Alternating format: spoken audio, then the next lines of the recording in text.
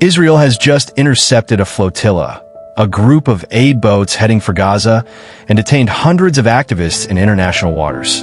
Among them were politicians, lawyers, and campaigners from across the world. Now, global outrage is growing, with some countries even cutting ties with Israel. But why did this interception happen, and what does it mean for Gaza, Israel, and international law? The flotilla, known as the Global Sumud Flotilla, set out weeks ago from Spain. Its goal: to deliver aid directly into Gaza, where food and medicine shortages have reached a critical point. More than 40 ships joined, carrying about 500 people, activists, parliamentarians, and humanitarian workers.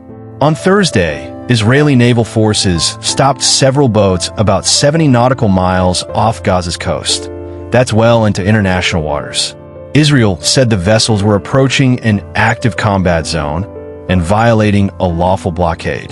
The activists, however, say Israel acted illegally, calling it a brazen act of desperation. Israel says around 443 people have been detained. Activists claim some were blasted with water cannons, though Israel insists everyone is safe and in good health. The backlash has been swift. Colombia expelled all Israeli diplomats and even canceled its free trade deal with Israel. Amnesty International called the blockade itself unlawful, accusing Israel of decades of violations. Meanwhile, Italy's Prime Minister Giorgia Meloni criticized the activists, saying the flotilla brings no benefit to the Palestinian people. Across Europe, protests broke out from Greece to Germany, with unions in Italy even calling for a strike. And in addition to governments, ordinary people are also weighing in. Demonstrations have been reported in Tunisia, Turkey, and Pakistan, with crowds accusing Israel of violating international law and calling for more direct humanitarian access to Gaza. This shows how the incident isn't just a political issue, it's fueling grassroots anger across continents.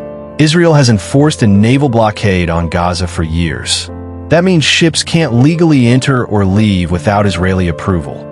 Israel says it's necessary to stop weapons from reaching Hamas, the militant group that governs Gaza. But critics argue it prevents food, medicine, and basic aid from reaching civilians, and many now call it collective punishment. This isn't the first attempt. Israel blocked 2 previous flotillas this year, in June and July. But the detention of hundreds of people, including well-known international figures, is giving this one far more visibility. And here's where it gets even more serious. If more flotillas keep coming, and organizers say they will, Israel faces a dilemma. Every interception risks more diplomatic fallout. But letting the flotillas through could weaken its blockade and hand Hamas a symbolic victory. So the question now is, has Israel's interception protected its security or created an even bigger political crisis by angering allies and sparking global protests? What do you think? Was Israel justified in stopping these boats, or was this a violation of international law? Drop your thoughts in the comments.